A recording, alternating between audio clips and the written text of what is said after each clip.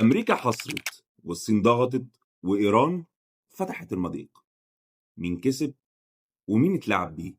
جاهز تسمع؟ قلت لك قبل كده في فيديو امبارح إن الصين باعت إيران علشان القمة الصينية الأمريكية يوم 15/5 اللي جاي، وده مقابل صفقات تجارية تنفذها الصين لمصلحة أمريكا.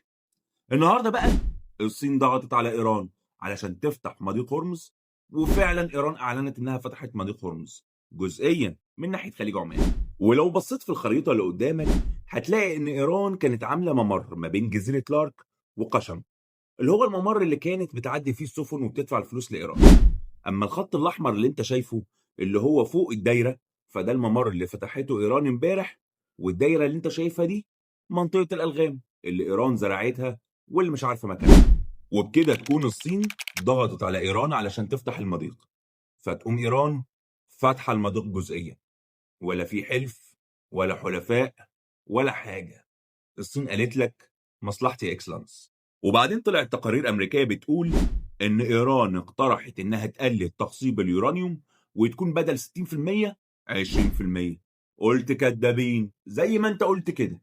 ألاقي يا أخويا المستشار المرشد اللي اتقتل هو ومرشده قال لك إن يوم 2/2 إيران عاوزة تقلل نسب تخصيب اليورانيوم من 60% ل 20%، مع إن ناس كتيرة كانت مصدقة وهم إن إيران انتصرت ومعجبين ببياع الشعارات الإيراني على قناة الجزيرة، وطلع فنكوش اهو. قلت لك من اول يوم امريكا منفذه سيناريو الحرب اللي اتحط قبل الحرب ما تحصل بالملي. انا مش بقول لك كده علشان متحيز لطرف ضد طرف، لاني قلت لك قبل كده الاتنين اعداء لينا، لانهم جابوا الخراب للمنطقه وخسرونا اراضي عربيه. بس ايه اللي يخلي ايران توافق وتستجيب للضغوطات الصينيه وكمان تتنازل؟ الاقتصاد، ماني.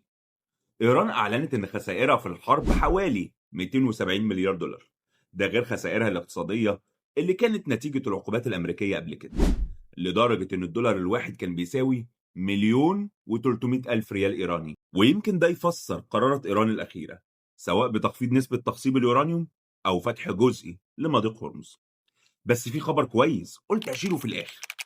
تركيا عاوزة تعمل مجلس أمن إقليمي بينها وبين باكستان والسعودية ومصر، لأن قلت لك قبل كده إن ده وقت التحالفات ومحدش هيدافع عن الضعيف، بالعكس هيستخدموه كورقة لتحقيق مصالحهم.